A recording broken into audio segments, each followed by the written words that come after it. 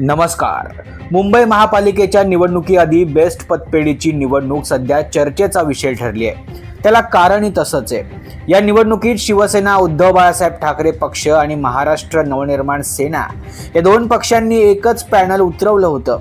दोन्ही पक्षांची युती म्हणजेच उद्धव ठाकरे आणि राज ठाकरे या बंधूंची एकी असा संदेश या निमित्ताने देण्यात आला।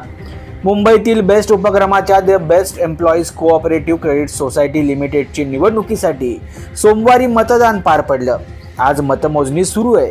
या निवडणुकीत ठाकरे विरुद्ध भाजप आणि शिंदे गट अशी थेट लढत होती। मात्र मुसळधार पावसामुळे त्यामध्ये अडचणी येत असून निकालाला थोडा विलंब लागतोय। अद्याप अधिकृतपणे 21 पैकी एकाही जागेचा निकाल जाहीर करण्यात आलेला नाहीये।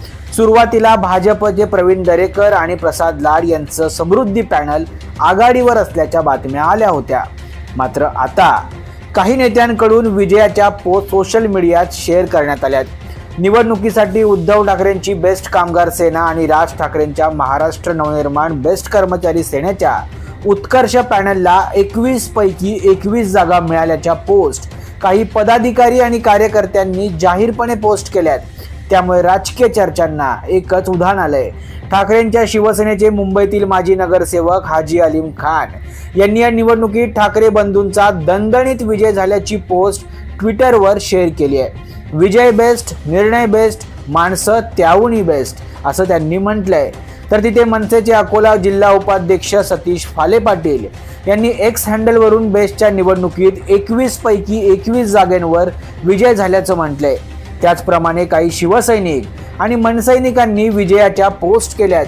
त्यामुळे या निवडणुकीचा नेमका निकाल काय लागलाय याबाबत आता उत्सुकता वाढली आहे। अद्याप कोणत्याही नेत्याकडून याबाबत अधिकृत माहिती देण्यात आलेली नाहीये। दरम्यान उद्धव ठाकरे आणि राज ठाकरे यांनी अद्याप महापालिका निवडणुकीसाठी अधिकृतपणे युतीची घोषणा केली नाहीये। मात्र दोन्ही पक्षातील नेत्यांकडून तसे संकेत दिले जात आहेत। बेस्ट मधील निवडणुकीतील युती त्यांचीच नांदी असल्याची चर्चा आहे। तसेच हा विजयी ठाकरे बंधूंसाठी खास होऊ शकतो।